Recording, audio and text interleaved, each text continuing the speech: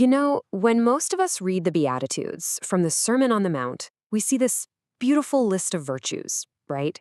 But what if it's more than just a list? What if it's actually a carefully constructed pathway?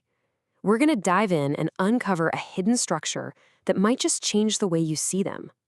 So that really begs the question, right? Are the Beatitudes just a random collection of nice ideas? Or is there a deliberate order to them, a kind of progression that Jesus is trying to teach us? Well, the source material we're digging into today argues that it's definitely the second one. And honestly, understanding that, it changes everything. Okay, so here's the key idea. We need to stop seeing the Beatitudes as a simple list and start seeing them as, well, like an ascending stairway to knowing God. It's a step-by-step process, you see, and it all starts with step one, being poor in spirit. And that's absolutely crucial because it's the only way you can even get to the second step, which is mourning. Right, so before we can really get our heads around that second step, we've got to make sure we understand the first one, because honestly, it's the foundation for the whole thing. Without this starting point, the next step it's not going to happen. So, what on earth does it mean to be poor in spirit? Well, think of it like this. It's recognizing that you are spiritually bankrupt. Totally. It's that raw, honest admission that before God, you have nothing. You are nothing on your own.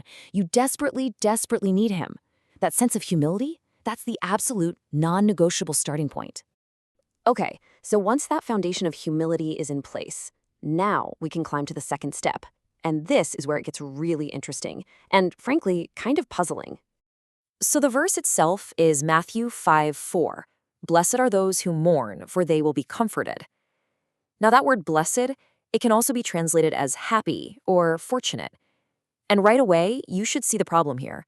We've got an immediate, pretty obvious contradiction on our hands.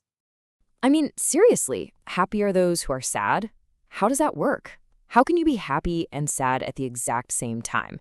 It sounds like a total paradox. Is Jesus really saying, hey, you're super fortunate if you're grief-stricken?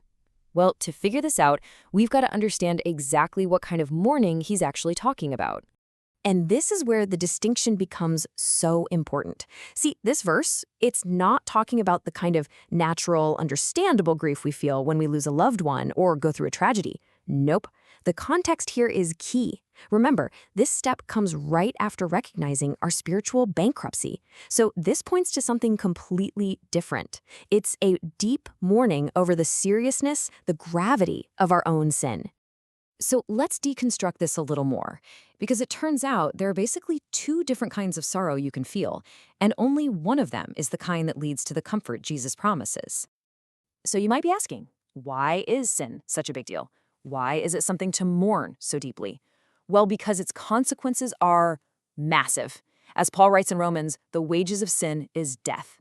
And listen, this isn't just some abstract theological idea about what happens when you die. It plays out in very real, very tangible, and very painful ways right here and now in our lives. And this death can look like a lot of different things, can it? It can be the death of a marriage or a home, the death of a dream you once had, or the loss of your innocence. It's that feeling of being a slave to destructive patterns you just can't seem to break. It's when you look back at wasted years or broken relationships and you feel that profound, gut-wrenching loss of what could have been. That is the kind of death that prompts this specific kind of mourning. And this brings us to the absolute core of the idea. The kind of mourning Jesus is calling blessed is what the Bible calls godly sorrow. And this isn't just about feeling bad about yourself. It's not just guilt.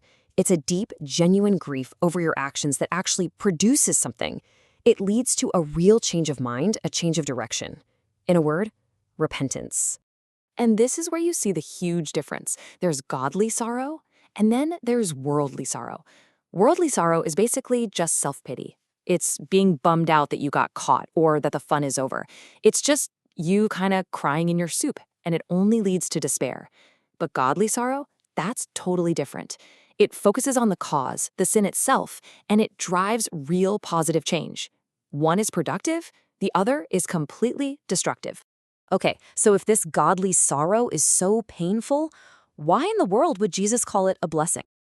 Well, here's why. Because it's not the final destination. Not even close. It's the path, the one and only path, that leads directly to the amazing promise Jesus makes in the second half of that verse. You see, the whole point of this difficult, soul-searching grief isn't to leave you stuck in despair. That's not the goal at all.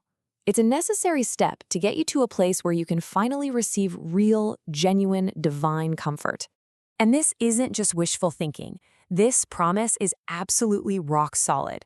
I mean, the Bible literally describes God as the Father of compassion and the God of all comfort. So think about what that means. It means that when we come to him with our brokenness, with that godly sorrow over our sin, his default response, his consistent go-to reaction isn't judgment, it's comfort.